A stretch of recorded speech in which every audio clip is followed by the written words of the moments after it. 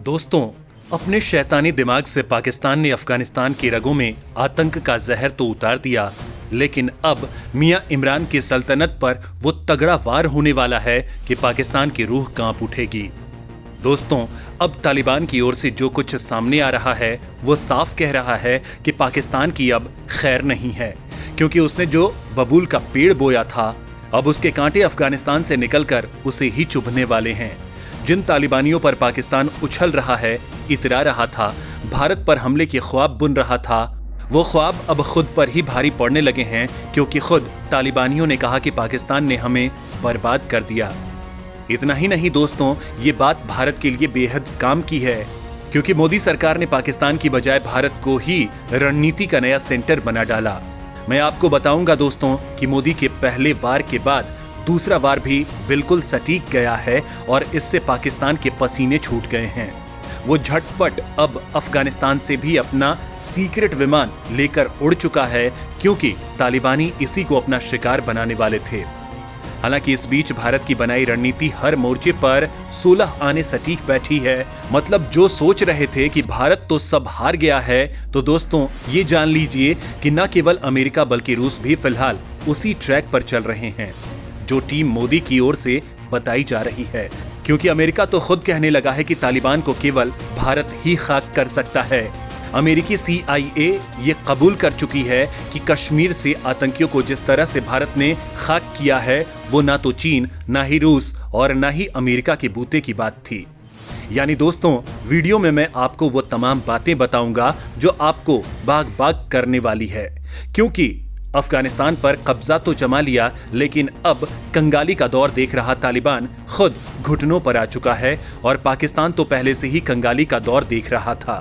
लिहाजा अब खेल बहुत बड़ा होने वाला है। दोस्तों, पाकिस्तान के सिर पर यह तालिबान का पहला हथौड़ा है, जिसमें उसने कहा है कि अफगानिस्तान को पाकिस्तान ने बर्बाद किया है। एक तालिबानी नेता कह रहा है कि पाकिस्तान ने सब तबाह कर दिया। काबुल में तालिबान में काफी बड़ा झगड़ा हुआ और तालिबान के अंदर अभी काफी परेशानियां हैं। ISI ने अफगानिस्तान का भविष्य खराब कर दिया और दूसरी जंग की नौबत आ गई है। दोस्तों, तालिबानी नेता के इस बयान से साफ हो चुका है कि पाकिस्तान के चलते अब खुद तालिबान के टुकड़े टुकड़े हो चुके हैं। उसके नेता खुद एक दूसरे पर गोलियां चला रहे हैं। हाल ही में हक्कानी नेटवर्क के नेता अनस हक्कानी ने तालिबान के टॉप लीडर मुल्ला बरादर पर गोलियां दाग दी थी, जिसके बाद वो अस्पताल में भर्ती है। आपको बता दें कि मुल्ला बरादर ही प्रधानमंत्री पद की रेस में सबसे आगे चल रहा था, लेकिन ये गोलीकांड के बाद पूरा खेल ही बदल गया। अब खुद तालिबानी नेता भी पाकिस्तान के खिलाफ जहर उगलने लगे हैं और आने वाले दिनों में पाकिस्तान में ही आतंकी बड़ा खेल कर सकते हैं। वहीं दोस्तों, अफगानिस्तान से एक और बड़ी खबर ये आई कि तालिबान में पड़ी फूट के बाद तालिबानी नेता वहां मौजूद पाकिस्तानी खुफिया एजेंसी के अधिकारियों को उड़ाने वाले थे। पाकिस्तान ने मानवीय सहायता के नाम पर अफगानिस्तान में अपने 3 प्लेन भेजे थे, जिसमें वो अफगानिस्तान से अमेरिका के छुटे हुए गोपनीय दस्तावेज लाने वाला था। ये बात जब तालिबानियों को पता चल गई, लेकिन इससे पहले कि वो इन अधिकारियों को अंजाम तक पहुंचाते, उससे पहले ही रिपोर्ट्स में दावा किया जा रहा है कि पाकिस्तान ने देश के संवेदनशील और कॉन्फिडेंशियल दस्तावेज भी हासिल कर लिए हैं। इसके साथ ही उसके हाथ अहम डेटा लग गया है। ये संवेदनशील गोपनीय दस्तावेज पाकिस्तान की खुफिया एजेंसी ISI लेकर गई है। ये हार्ड डिस्क और दूसरे डिजिटल रिकॉर्ड्स की शक्ल में हैं। यह कार्रवाई पाकिस्तान के अफगान राजदूत मंसूर अहमद की निगरानी में हुई है और ISI इस डेटा का इस्तेमाल अपने मतलब के लिए करेगा। इसके कारण सुरक्षा का बड़ा खतरा पैदा हो सकता है। इसके चलते तालिबान की सरकार पाकिस्तान पर निर्भर हो सकती है। बड़ी बात तो यह है कि यह डेटा भारत के लिए भी बड़ा खतरा बन सकता है, क्योंकि इसमें अमेरिका की वो आर्टिफिशियल इंटेलिजेंस वाले उपकरण भी शामिल हैं जो अफगानियों और विदेशी नागरिकों के चेहरे पहचानने के लिए काम आती थीं। दरअसल दोस्तों, अफगानिस्तान की गनी सरकार को अचानक तालिबान के कब्जे का अंदेशा नहीं था और इसलिए वे डेटा को बचा नहीं सके।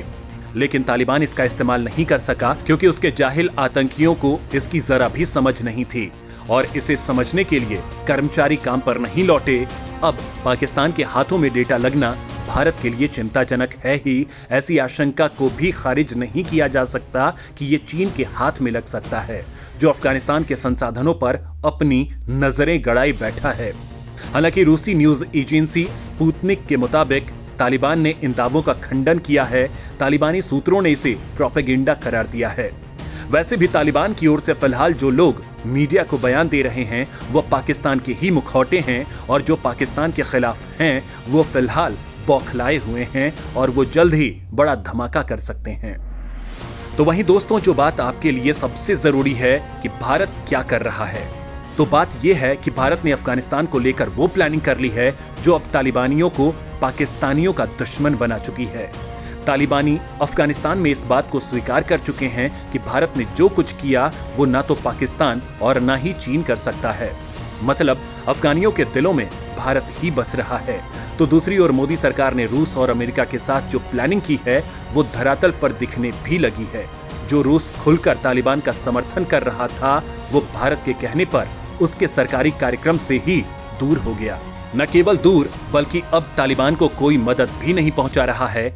तो वहीं अमेरिका ने भी अपनी हर नीति में भारत को शामिल कर लिया है। लिहाजा अब तालिबान सरकार ने पैसों की बर्बादी का हवाला देकर शपथ ग्रहण समारोह को कैंसिल कर दिया।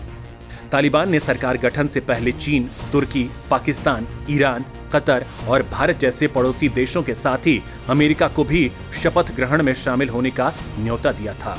लेकिन भारत के साथ ही कई देशों ने तालिबान को आधिकारिक मान्यता को फिलहाल टाल दिया। तो तालिबान को यह कदम उठाना पड़ा है क्योंकि पाकिस्तान की शह पर उसके कैबिनेट में आतंकियों की भरमार है, और भारत से बातचीत के बाद रूस ने तो आधिकारिक तौर पर तालिबान के निमंत्रण को ठुकरा दिया और कहा कि वह शपथ ग्रहण समारोह में शामिल नहीं होगा। तो वहीं सरकार में शामिल कई लोग अमेरिका की प्रतिबंधित सूची में हैं, जिसके चलते तालिबान को अंतर्राष्ट्रीय लेवल पर पैसे मिलने पर रोक लग सकती है।